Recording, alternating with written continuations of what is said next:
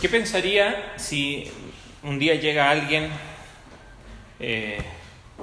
a decirnos que estamos equivocados? Normalmente no nos gusta reconocer que nos equivocamos. Pero pongámosle condimento a esto. Imaginemos que alguien extraño, alguien que no conocemos, o alguien que viene desde afuera y viene a criticarnos a nosotros. Vamos a poner otro ejemplo y poner más condimento. Pensemos en alguien que viene del otro lado del charco, o en mi caso como chileno sería del otro lado de la montaña, y viene a criticar a nosotros, a los chilenos, a los uruguayos, y nos dice: ustedes están mal. Y puede ser que quizás sí estemos en un momento mal y alguien viene y nos confronta, pero resulta que, imaginémonos un poquito más, que nuestra alrededor y nuestra vida estuviese todo bien. Como que pareciera que todo va marchando bien, que todo está funcionando, que todo está en un avance, y viene alguien y nos dice: ¿saben qué? Ustedes están equivocados. Lo más probable es que nuestra reacción sea: ¿y qué te crees vos? ¿No? Salí de acá, andate para tu país, andate para allá. O por lo menos intentaríamos deshacernos del mensajero.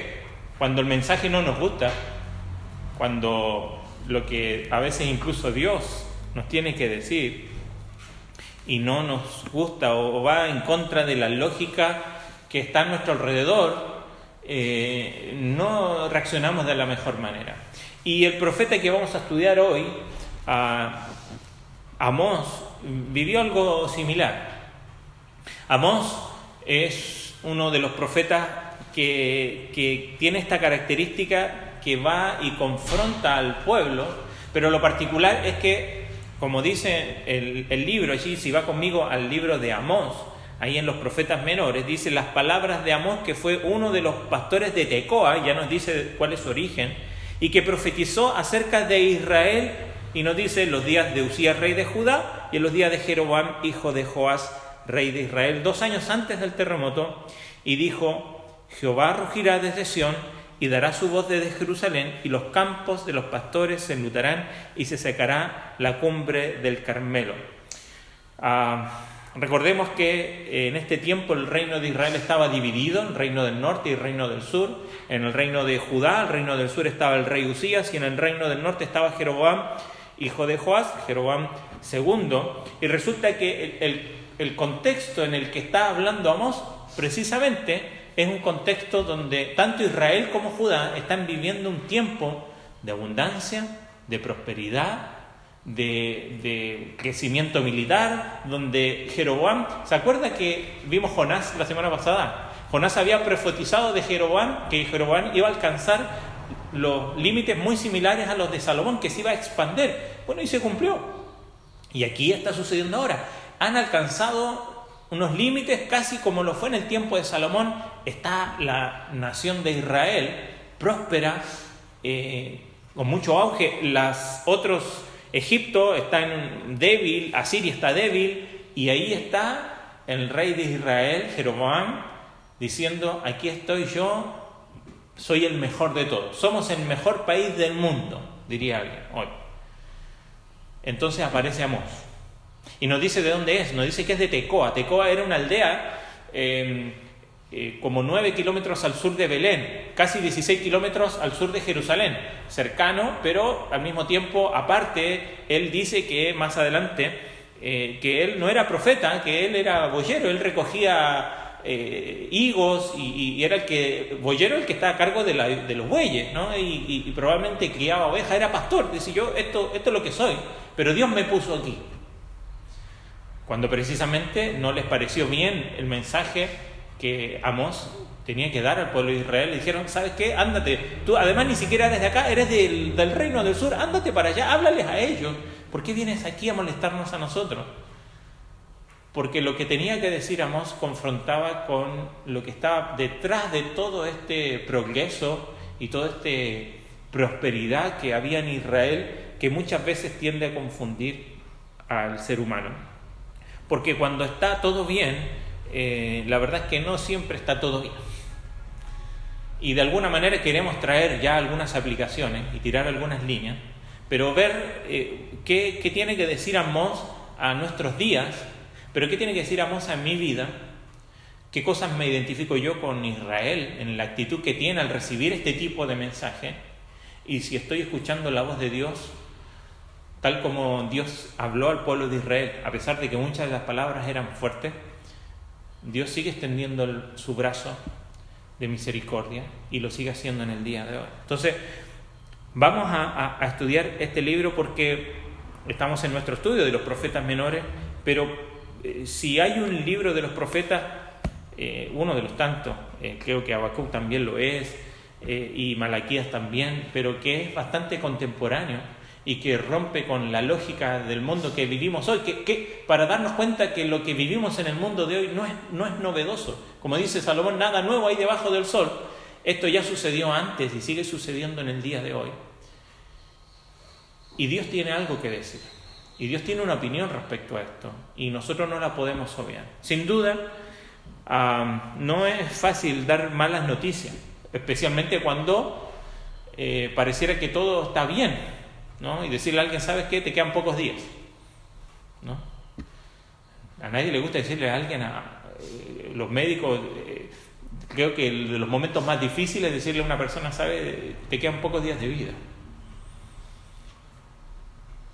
Pero Amós viene y da este mensaje. Ahora lo interesante es que, como dijimos, el contexto en el que habla Amós es un contexto de progreso, de prosperidad, de avance militar, donde el poder político de Israel estaba centralizado en el rey.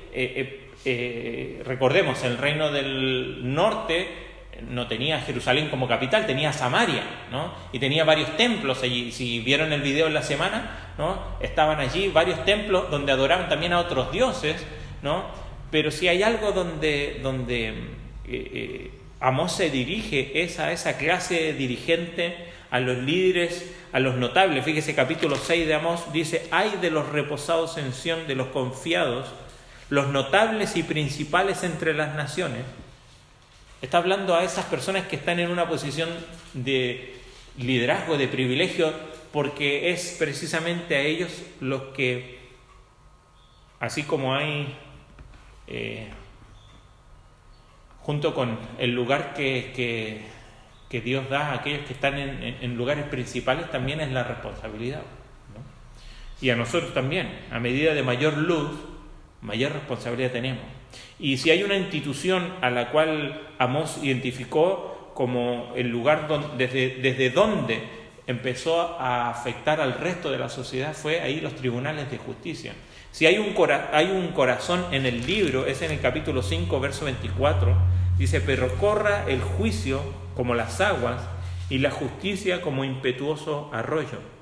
Este es el deseo de Dios y el deseo del corazón de Amós también, porque resulta que no estaba corriendo como un río, estaba detenido, estaba estancado. La justicia y el derecho estaban siendo vulnerados. Y resulta que parecía que todo estaba bien. Se estaban vulnerando derechos, no se estaba haciendo justicia como es debido, y resulta que los israelitas que conocían la ley de Dios, que sabían que Dios es un Dios recto y que es un juez santo, y que tienen alta estima la justicia y el juicio, resulta que no les importaba. Entonces los confronta Amós, y confronta no solamente esta situación, sino que cómo llegaron allí y cuáles son los resultados de allí. De alguna manera, y vamos a intentar hacerlo, Amós él se presenta como profeta y comienza a predicar y lanza una serie de acusaciones, y ya vamos a ver que no solo contra Israel, sino que comienza por otras naciones, pero comienza a dar una serie de acusaciones, estos pecados, y después tiene que respaldar sus argumentos. ¿Por qué? ¿Cuáles son las evidencias que hay para esas acusaciones? Y sin duda el hecho de que Amós fuera un pastor, un boyero, por decirlo así, un campesino, no gustó mucho tampoco, ¿no? Y por eso lo despreciaron. ¿No se acuerda de nuestro Señor Jesucristo? También lo despreciaron. ¿No es este el carpintero? ¿No? Sería quizás, ¿no es este el albañil? ¿No? Sí, trabaja en la construcción. En ese tiempo, tectón, la palabra carpintero era esto, era el que construía, ¿no? De ahí viene arquitecto. Esa era la labor de nuestro Señor y lo despreciaron por lo que hacía. Y Amós no fue diferente, pero él dice, ahí fíjese, en casi el único evento o interludio histórico está en el capítulo 7, del verso 10 en adelante, y lo vamos a leer ahora, porque el resto tiene que ver con profecía. Dice: entonces el sacerdote, después de dar todas estas declaraciones, el libro está dividido en 3 partes. Amós da una serie de acusaciones, de profecías contra varias naciones, contra Judá e Israel también. Luego da una serie de sermones donde él acusa y argumenta todas estas acusaciones en contra de Israel. Y al final da una serie de visiones donde podríamos ser, es el PowerPoint final, ¿no? O sea, si no les quedó claro con lo que dije, bueno, se lo represento con imágenes como una plomada, como una cesta de frutas maduras, como un fuego abrasador o langostas, para que quede claro qué es lo que Dios está diciendo, ¿no? Y así está dividido el libro.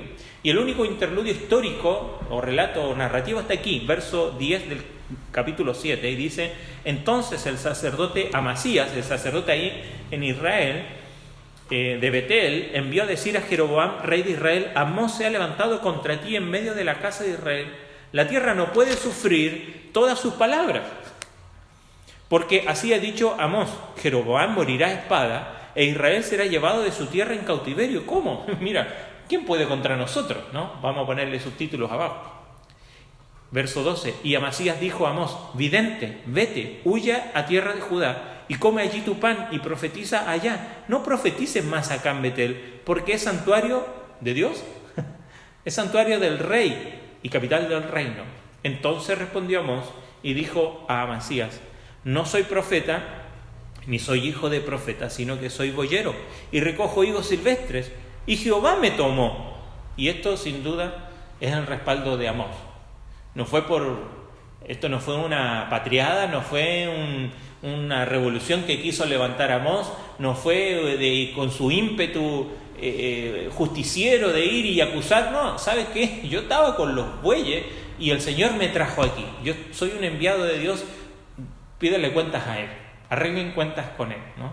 Y esto es lo que respalda siempre, y tiene que respaldar siempre nuestro mensaje, que nunca tiene que ser nuestra reacción natural o no natural, nunca tiene que ser lo que nos empuja nuestro deseo de justicia, sino que el saber que Dios nos está indicando lo que tenemos que decir cuando tengamos que decir algo al mundo. Y dice: me tomó detrás del ganado y me dijo: ve y profetiza a mi pueblo Israel. Ahora pues oye palabra de Jehová. Tú dices: no profetices contra Israel, ni hables contra la casa de Isaac. Por tanto así ha dicho Jehová: tu mujer será ramera en medio de la ciudad, y tus hijos y tus hijas caerán a espada, y tu tierra será repartida por suertes, y tú morirás en tierra inmunda, y Israel será llevado cautivo lejos de su tierra. Y sin duda eso se cumplió cuando vinieron los asirios y se llevaron cautivos al pueblo de Israel, y nunca más el pueblo de Israel volvió a ser el mismo. Entonces tenemos a este Amós que viene, y sin duda él se respaldó en que es Dios quien estaba respaldando su mensaje. Ahora, ¿qué dijo Amós? Bueno, vamos. Capítulo 1 hasta el capítulo 2, Amós llega a Israel, pero no comienza a hablar en contra de Israel. No sé si leyó el texto. Si vamos ahí, los primeros versículos, verso 3 dice: así ha dicho Jehová: por 3 pecados de Damasco, y por el 4 no revocaré su castigo, porque trillaron a Galaad con trillos de hierro. Galaad era la tierra, ¿se acuerda cuando Israel tomó la tierra prometida? Hubieron 2 tribus y media que quedaron del otro lado del Jordán, ¿se acuerdan? Allí en el norte, cerca del mar de Galilea. Bueno, esa era la zona de Galaad. Y dice, bueno, los damascenos, ¿no? La gente de Damasco peleó contra ellos, los trillaron dice ahí, con trillos de hierro, prenderé fuego, y comienza a dar acusaciones y profecías en contra de distintas naciones. Aquí contra Damasco, después en el verso 6 dice contra Gaza, porque llevó cautivo todo un pueblo, entregarlo a Edom. Ahora, pongámonos ahí, imaginémonos, Amós viene de Judá, lo reconocen, dice, este no es de aquí, este medio campesino, y comienza a hablar. Nosotros sabemos, no ignoramos que los campesinos tienen también otro acento, y llega a una ciudad muy grande y lo reconocen, y dice, y este se pone a hablar y comienza a hablar aquí, y lo que empiezan a escuchar los israelitas le empieza a gustar, porque imagínense, están allí Israel todopoderoso, ¿no? Entonces viene el profeta, el enviado de Dios, y comienza a dar profecía y dice, miren los pecados de la gente de Damasco, Dios los va a juzgar. ¿Qué diría el pueblo? Amén, aleluya, sí, gloria a Dios.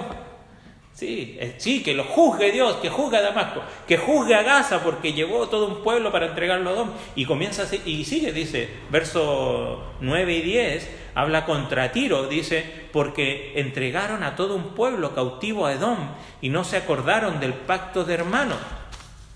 Amén, todo, sí, que juzgue Dios a Tiro. Después, verso 11, contra Edom, porque persiguió a espada a su hermano y violó todo afecto natural, y en su furor le ha robado siempre y perpetuamente, ha guardado rencor. Sí, que Dios juzgue a Edom, amén. Y todo, sí, no todo respondiendo al mensaje de Amós, ¿no? Porque cuando alguien comienza a hablar acerca de los pecados de otros, y nosotros probablemente también diríamos, amén, sí, que mirá las naciones malvadas de hoy, ¿no? Miren hacia afuera, miren cómo hacen estas otras personas que no creen en Dios. Que Dios les juzgue. Sí, amén. Y comienza a responder, y comienza de alguna manera Amós a decir, miren, Dios va a juzgar a estas naciones, aunque no son israelitas. Y uno diría, bueno, pero estas naciones no tienen la ley de Dios. Pero ¿sabes qué? Estas naciones quebraron aún incluso sus propias normas sociales y morales. Si uno va... Tenemos, antes incluso de la ley del Sinaí, estaba el código de Hammurabi, sumerio allí, que establecía cómo debía ser la conducta de la sociedad. Y vemos aquí también en estas,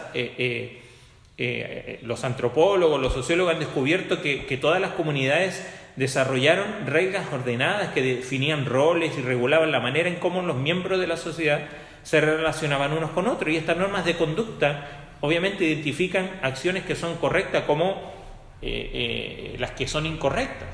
Entonces, hay, por ejemplo, declaraciones en la literatura egipcia que reconocía la violencia, las mentiras, el maltrato a los pobres, el homicidio, el adulterio, la codicia, la blasfemia, el orgullo como cosas incorrectas. ¿Por qué? Bueno, ahí nos da la razón las Escrituras. Romanos capítulo 1 y capítulo 2 nos dice que Dios ha puesto la conciencia en el hombre para que Dios ha revelado de alguna manera al hombre y ha puesto en su conciencia esa regla para comprender lo que es bueno y lo que es malo. Y por eso también Dios los va a juzgar. Entonces Dios es un Dios poderoso que puede juzgar a toda su creación, no solamente a sus hijos, porque aún la conciencia les acusa si están haciendo algo incorrecto. Entonces están aquí los israelitas escuchando todas estas declaraciones de juicio contra distintas naciones, y todos, sí, amén, sí, que Dios juzgue todas estas naciones. A Amón, recordemos, Edom era descendiente de Saúl, Amón y Moab eran descendientes de las hijas de Lot, que tuvieron, ¿no?, que cometieron incesto con su padre. Los descendientes fueron los amonitas y los moabitas. O sea, también había un vínculo allí medio familiar, pero también dice, porque por ensanchar sus tierras abrieron a las mujeres de Galaad que estaban encintas. Eso hicieron los amonitas. Los moabitas, porque quemaron los huesos del rey de Edom para calcinarlos. Entonces Dios los iba a juzgar. Entonces todos decían, sí, amén, que Dios juzgue a todas estas naciones. Entonces llega al capítulo 2, verso 4, y dice, por 3 pecados de Judá y por el cuarto no revocaré su castigo, porque menospreciaron la ley de Jehová y no guardaron sus ordenanzas, y les hicieron errar sus mentiras, y en pos de las cuales anduvieron sus padres, prenderé por tanto fuego en Judá, la cual consumirá los palacios de Jerusalén. Y ahí como dijeron, Judá también. Bueno, Judá sí, porque Judá sí, ¿no? También ellos estaban no en pugna, pero el reino se había dividido por algunas razones que los hicieron separarse de Judá. Ahora, Judá tenía conocimiento de la ley Y era el pueblo, también parte del pueblo escogido de Dios, sin embargo Dios también les iba a juzgar a ellos. Entonces, ahora el juicio se estaba acercando, ¿no? Esto es muy similar a lo que hace Natán con David, ¿se acuerdan? ¿Se acuerdan cuando David peca y viene Natán y le empieza a contar una historia? Que había un pastor que tenía muchas ovejas, pero había uno que tenía una, y va este que tenía muchas y toma la única de este. Y dice, no, este tiene que pagar. David, ese eres tú. Entonces Amós está haciendo lo mismo. Amós está diciendo, miren los pecados de las naciones, miren los pecados de los paganos. Bueno, ¿sabes? Eso estás haciendo tú. Porque llega al punto ahí en el verso 6 y ahora se dirige directamente a Israel. Y dice, por 3 pecados de Israel y por el 4º no revocaré su castigo. Este es un recurso literario, esto de por 3 y el 4º, o sea, como que llegó a su punto del colmo, ¿no? De extremo. Aunque aquí, si los contamos, podemos contar hasta 7 pecados en los cuales Amós acusa, ¿no? O Dios acusa por medio de Amós al pueblo de Israel. Y aquí lo comienza a decir, porque vendieron por dinero al justo y al pobre por un par de zapatos. Pisotean en el polvo de la tierra las cabezas de los desvalidos y tuercen el camino de los humildes. Y el hijo y su padre se llegan a la misma joven, profanando mi santo nombre. Sobre las ropas empeñadas se acuestan junto a cualquier altar, y el vino de los multados beben en la casa de sus dioses. Y versos 9 y 10 viene hace como un raconto bien rápido, va atrás, dice, yo destruí delante de ellos al amorreo, ¿se acuerdan? Cuando tomó la tierra prometida, cuya altura era como la altura de los cedros y fuerte como una encina, y destruí su fruto arriba y sus raíces abajo, y a vosotros os hice subir de la tierra de Egipto, y os conduje por el desierto 40 años, para que entraseis en posesión de la tierra del amorreo, y levanté de vuestros hijos para profetas y de vuestros jóvenes para que fuesen nazareos. ¿No es esto así, dice Jehová, hijos de Israel? Mas vosotros disteis a beber vino a los nazareos, y a los profetas mandasteis diciendo, no profeticéis. Pues he aquí, yo os apretaré en vuestro lugar, como se aprieta el carro lleno de gavillas. Ahora, mirando al futuro, y el ligero no podrá huir, y el fuerte no le ayudará su fuerza, ni el valiente librará su vida. El que maneja el arco no resistirá, ni escapará el ligero de pies, ni el que cabalga en caballo salvará su vida. El esforzado entre los valientes huirá desnudo aquel día, dice Jehová. Y llega aquí al punto climático de todas estas acusaciones, porque ahora está metiendo el dedo en la llaga, ¿no? Y después de toda esa preparación donde pareciera que están todos ahí, sí, ahora no pueden decir amén, porque eso los está acusando a ellos mismos. Y este sermón llega a este clima con el mensaje final contra Israel, donde la acusación está basada en la conducta opresiva de los poderosos. Aquí no está hablando en contra de la riqueza, pero sí del abuso de poder, y en contra de ellos, especialmente con los que son más débiles. El rechazo también de los actos de gracia de parte de Dios hacia su pueblo, y también el rechazo que tienen en contra de los mensajeros que Dios le ha dado a través del tiempo. Si podemos, son muchos pecados aquí, pero si podemos clasificarlo, podríamos quizás encontrar 3 acusaciones aquí que hace Amós en contra del pueblo de Israel, y en las cuales Dios sigue acusando no solo a la sociedad en el día de hoy, porque recuerde, comienza por fuera, pero después entra. Y la iglesia, en términos generales, no ha dejado de ser afectada por el pecado y por caer en estos mismos vicios. Leía esta semana que alguien le decía a un pastor, pastor, ¿por qué habla de los pecados de la iglesia si los pecados de la iglesia no son los mismos pecados de los paganos?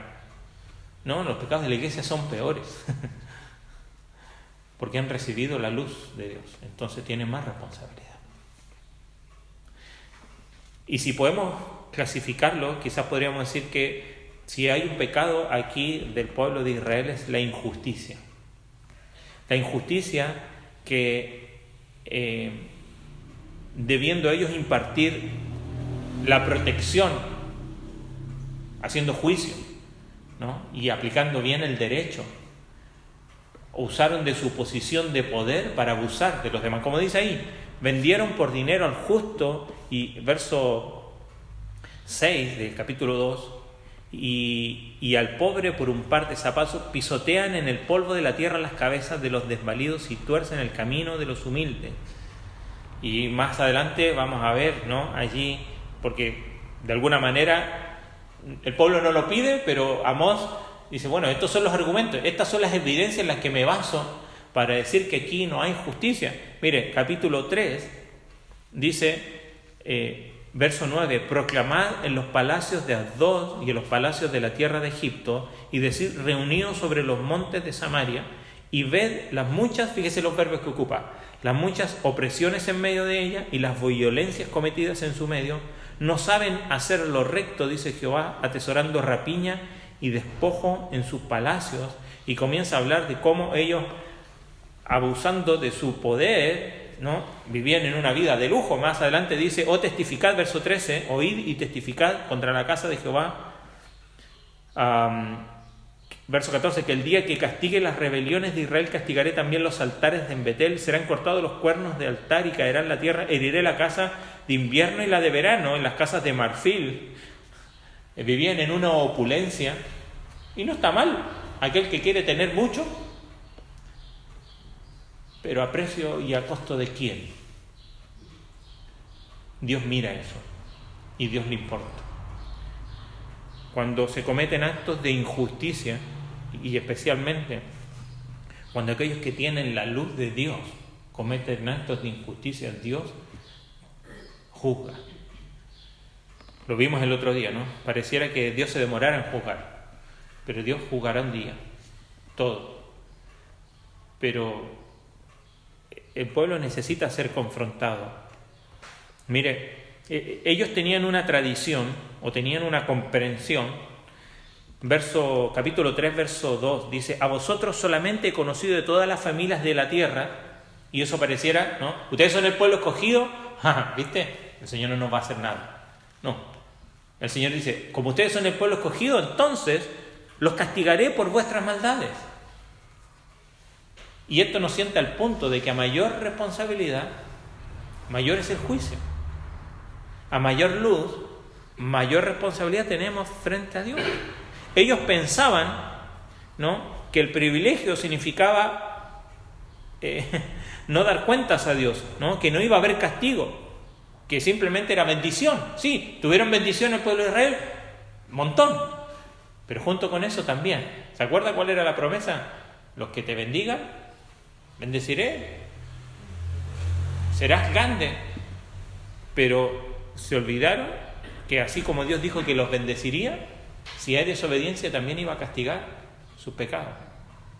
Mire, Amós tiene mucho que decir sobre el cuidado de los más débiles. Dice ahí, capítulo 4, verso 1, oíd esta palabra, vacas de Basán, que estáis en el monte de Samaria, que oprimís a los pobres y quebrantáis a los menesterosos, y decís a vuestros señores, a vuestros esposos, traed y beberemos. El Señor juró por su santidad que les juzgaría. Deuteronomio, capítulo 15, Éxodo 23, Proverbios 14, todos estos pasajes nos hablan. Mire, yo quiero que vaya conmigo por lo menos a Éxodo capítulo 23. Sin perder Amós allí, Éxodo 23. Cuando el Señor está dando la ley, Él dice lo siguiente: no pervertirás el derecho de tu mendigo en su pleito. 23:6. De palabra de mentira te alejarás y no matarás al inocente y justo, porque yo no justificaré al impío. No recibirás presente. ¿Cómo se llama eso? Coima. No recibirás presente, porque el presente ciega a los que ven y pervierte las palabras de los justos. Y no angustiarás al extranjero, porque vosotros sabéis cómo es el alma del extranjero, ya que extranjeros fuisteis en la tierra de Egipto. Ellos habían olvidado de que el pueblo de Israel había sido oprimido como esclavo, y resulta que ahora ellos estaban oprimiendo como esclavos a sus propios hermanos. Deuteronomio, capítulo 15, Cuando se repite la ley, vuelve a tocar el tema. El capítulo 15, verso 7, dice: cuando haya en medio de ti menesteroso de alguno de tus hermanos, en alguna de tus ciudades, en la tierra de Jehová tu Dios, te da, porque aquí está hablando acerca del año sabático donde se perdonaban todas las deudas, ¿no? Entonces dice, si hay un menesteroso, dice, no endurezcas tu corazón, ni cierres tu mano contra tu hermano pobre, sino abrirás a él tu mano liberalmente y en efecto le prestarás lo que necesite. Claro, porque se acercaba el día donde serán libres de las deudas. Entonces decía, no, a este no le va a prestar hasta que pase ese año. Después, si quiere, dice, no cierres tu mano contra él. Fíjese, guárdate, verso 9, Deuteronomio 15, 9, de tener en tu corazón pensamiento perverso diciendo, cerca está el año séptimo, el de la remisión, y mires con malos ojos a tu hermano menesteroso, para no darle, porque él podrá clamar contra ti a Jehová y se te contará por pecado. Sin falta le darás, y no serás de mezquino corazón cuando le des, porque por ello te bendecirá Jehová tu Dios en todos tus hechos y en todo lo que emprendas, porque no faltarán menesterosos en medio de la tierra. Por eso yo te mando diciendo, abrirás tu mano a tu hermano, al pobre y al menesteroso en tu tierra. Y sigue hablando allí, ¿no?, acerca de no vender, dice ahí. Si se vendiere a ti tu hermano hebreo o hebrea y te tuviere servido 6 años, al séptimo lo despedirás libre. Pero ellos no atendieron a la ley de Dios, abusaron de su posición, abusaron de el poder. Y hoy sigue siendo lo mismo. Hoy día vemos abuso de poder en todas las líneas de la sociedad. ¿Y sabe qué? Agreguemos una mano. Tristemente en la iglesia también. Semana tras semana nos enteramos de abusos de poder dentro de la iglesia. No en la nuestra, gracias al Señor. Pero cuidado, porque el Señor juzga y no tiene en poco cuando no se practica la justicia ni el derecho, y al contrario se abusa. El Señor acusa al pueblo de Israel de injusticia, de practicar la injusticia, pero también, si volvemos al capítulo 2, verso 7, dice, el hijo y su padre se llegan a la misma joven profanando mi santo nombre. De la mano de la injusticia casi siempre va la inmoralidad. Y el Señor es santo. No tenemos que recordar cuántas veces el Señor en las Escrituras nos dice que Él aborrece la inmoralidad. Y el Señor Jesucristo, cuando estableció el estándar de moral, Él no lo estableció respecto a las acciones, sino que respecto a desde los pensamientos, ¿se acuerdan? ¿Oíste que fue dicho? Cualquiera que tome la mujer de su prójimo, ¿no?, comete adulterio. Pero yo digo, cualquiera que mira a una mujer para codiciarla en su corazón, ya adulteró con ella en su corazón. Hoy la inmoralidad abunda, y de vuelta, la iglesia no es la excepción. Los cristianos no son la excepción de verse afectados por este pecado. Injusticia, inmoralidad y por último, idolatría. Dice ahí el verso 8 que sobre cualquier altar se entregaban a sus dioses. Sin duda, si hay algo que Dios aborrece es, ¿se acuerda el primer mandamiento? No tendrás dioses ajenos, ni te harás imagen, segundo, ni le adorarás. Cualquier cosa que ocupa el lugar de Dios, al cual acudimos para nuestra ayuda, para nuestro refugio, y que se convierte en un ídolo, que es más importante que cualquier otra cosa, entonces es aquello que ocupa el lugar de Dios. Y Dios los confronta. Si podemos resumirlo, hay muchos pecados más aquí, ¿no?, en detalle, pero la injusticia, la inmoralidad, la idolatría son pecados que estaban afectando al pueblo de Israel y que siguen afectando al pueblo de Dios en el día de hoy. Ahora, del capítulo 13 en adelante viene a haber sermones de parte de Amós, y en cada uno de ellos, ¿no?, va a mostrar también y a justificar las afirmaciones que Amós está dando respecto a estas acusaciones en contra de Israel, ¿no? Y de la incongruencia que hay de ellos de ser el pueblo escogido de Dios y vivir de la manera en que lo están haciendo. Y el primero, como ya lo mencionábamos un poquito recién, habla en contra de los poderosos que abusaban de los pobres, y dijimos cómo su noción de que eran el pueblo escogido de Dios parecería que Dios no les iba a castigar. Entonces viene aquí este pasaje muy conocido para nosotros, verso 3 del capítulo 3. ¿Andarán dos juntos si no estuvieran de acuerdo? O sea, de alguna manera Dios le está diciendo, sí, ustedes son mi pueblo escogido, pero mirá que ya no caminamos por los mismos caminos. Yo no puedo seguir bendiciéndote si tú vas por un camino de injusticia, abusando de tu poder. Entonces, el Señor, por medio de Amós, está acusando al pueblo de que ya, a pesar de que era el pueblo escogido, está caminando lejos de Él. Lo dicen los otros profetas: este pueblo de labios me honra, pero su corazón está lejos de mí. En el segundo sermón que da Amós, ahí en el capítulo 4, del verso 4 en adelante, comienza con unas palabras bastante irónicas, porque dice: vayan a Betel, prevariquen allí, aumenten en Gilgal la rebelión, y traed de mañana vuestros sacrificios y vuestros diezmos cada 3 días. O sea, era tanto que ellos... Y termina diciendo al final: ofreced sacrificio de alabanza con pan leudado y proclamad, publicad ofrendas voluntarias, pues así lo queréis. Otra versión dice: porque esto es lo que les agrada. Vayan, cumplan con su ritual de adoración, porque esto es lo que a ustedes les gusta.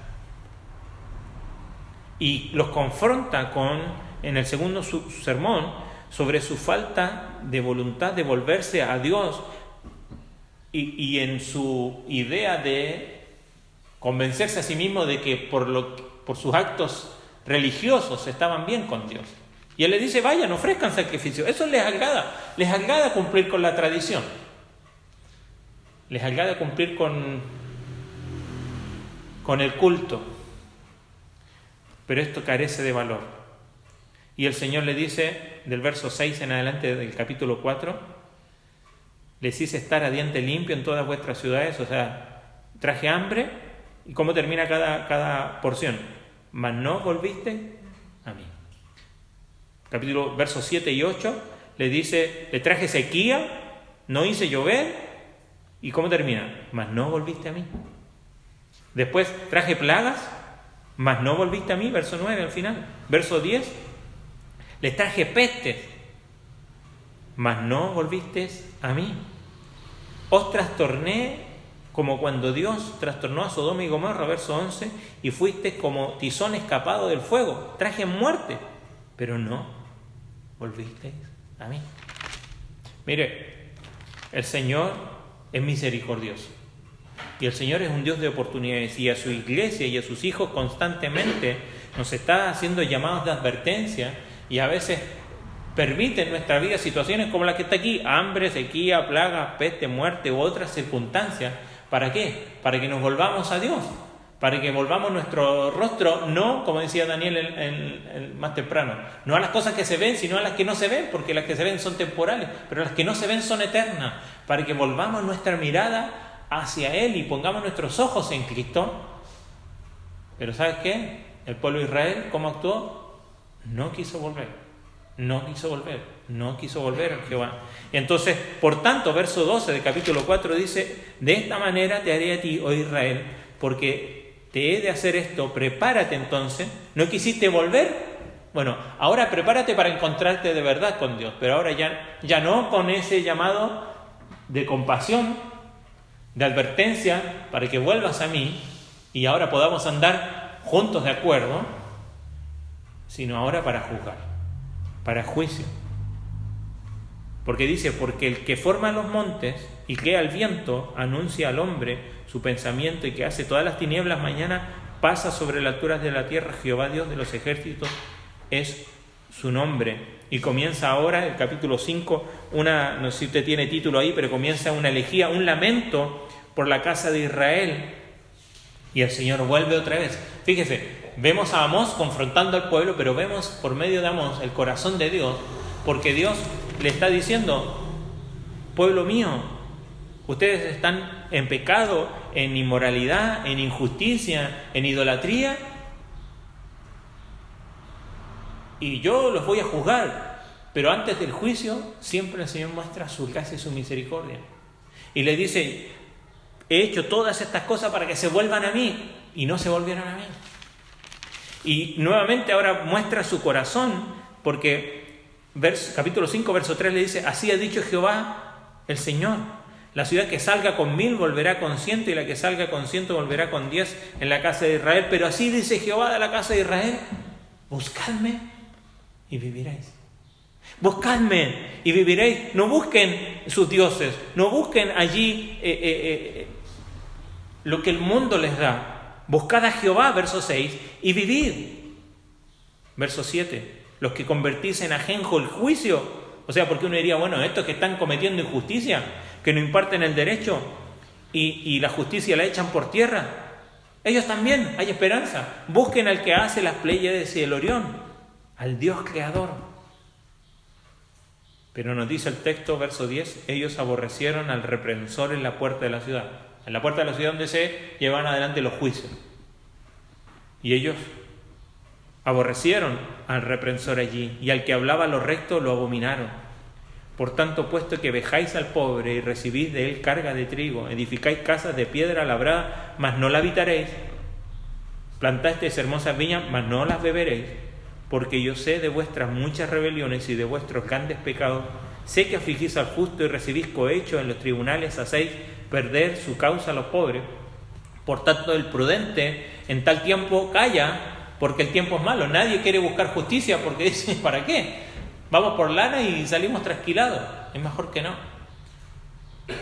Entonces le dice Dios: buscad lo bueno y no lo malo, para que viváis. Aborreced el mal, verso 15, y amad el bien, y estableced la justicia en juicio. Quizá Jehová, Dios de los ejércitos, tendrá piedad del remanente de José. Amós está confrontando al pueblo, pero al mismo tiempo está dando a conocer el corazón de Dios. Dios quiere que su pueblo se vuelva a Él y le busque a Él, que deje su maldad, porque aún hay esperanza si te vuelves a Dios. Por eso termina diciendo ahí al final el corazón de este libro, porque ellos decían, verso 18 dice: ay de los que desean el día de Jehová, porque el día de Jehová estaba acompañado de triunfo para Israel, pero también estaba acompañado de juicio. Y decían: no, el Señor ya va a hacer algo bueno, sí, pero también va a juzgar a este pueblo.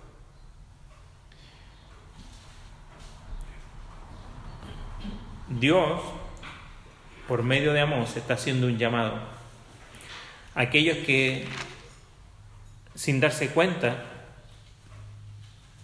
están obrando en injusticia o no están haciendo nada cuando ven los actos injustos en medio de su pueblo.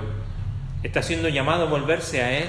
Está haciendo un llamado a que busquen a Dios mientras pueda ser hallado, porque solo en Él hay vida.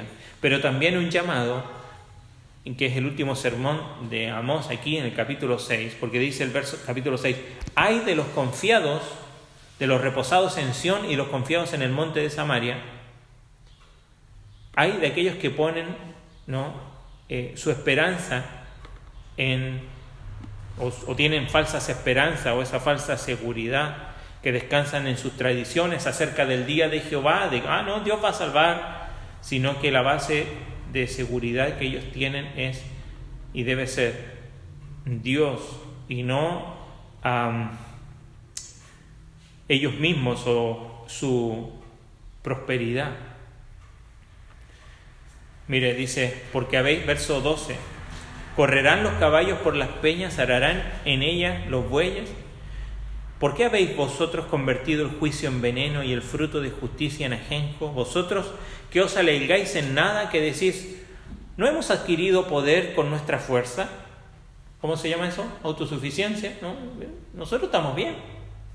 Pues he aquí, oh casa de Israel, dice Jehová de los ejércitos, levantaré yo sobre vosotros una nación que os oprimirá desde la entrada de Hamat hasta el arroyo de Arabá. Y eso se cumple con los asirios. Al final, dijimos, da una serie de ilustraciones, de visiones. Amós, ¿no? Allí, y la más gráfica es la plomada. Mire, capítulo 7, verso 7. Me enseñó así, y aquí el Señor estaba sobre un muro hecho a plomo, y en su mano una plomada de albañil, y Jehová entonces me dijo, ¿qué ves, Amós? Y dije, una plomada de albañil, y el Señor dijo, aquí yo pongo plomada de albañil en medio de mi pueblo Israel, no lo toleraré más. ¿Qué estaba diciendo Dios? La plomada, ¿qué es lo que prueba del muro? Que el muro está recto. Y el Señor puso la plomada y no estaba recta. Y eso quizás es lo más gráfico para nosotros. Si el Señor pusiera una plomada en mi vida, en mi corazón, en mis pensamientos, en mis intenciones, en mis actitudes, en mis reacciones, en todo lo que tiene concerniente a mi vida, ¿cuál sería el juicio de Dios? Amós confronta al pueblo de Israel porque el pueblo de Israel cree que está todo bien y resulta que no está nada bien. Sin duda, no nos es fácil traer el mensaje de Amós a nuestros días e intentar hacer una aplicación para nuestro tiempo. Si bien es bastante contemporáneo por todo lo que nos muestra aquí, porque el mundo no ha cambiado, nada nuevo hay bajo del sol. Sigue habiendo injusticia, sigue habiendo idolatría, sigue habiendo inmoralidad en el mundo, pero es allí precisamente donde la iglesia tiene que ser luz. Y resulta que el pueblo de Israel era el que tenía que ser luz en su tiempo, y resulta que ellos eran los que estaban deteniendo la justicia y el juicio y el derecho. Nosotros hoy, termina el libro, solamente para tener una idea del libro, el libro termina, ¿no?, con esto de dulce y de algaz, porque termina hablando acerca de que Dios va a juzgar. Dice capítulo 8, verso 10, cambiaré vuestras fiestas en lloro y vuestros cantares en lamentaciones, y todo esto tiene que ver con el día en que Dios juzgará. Fíjese, verso 11 de este mismo pasaje. Vienen días, dice Jehová el Señor, en los cuales enviaré hambre a la tierra, y no hambre de pan ni sed de agua, sino de oír la palabra de Jehová.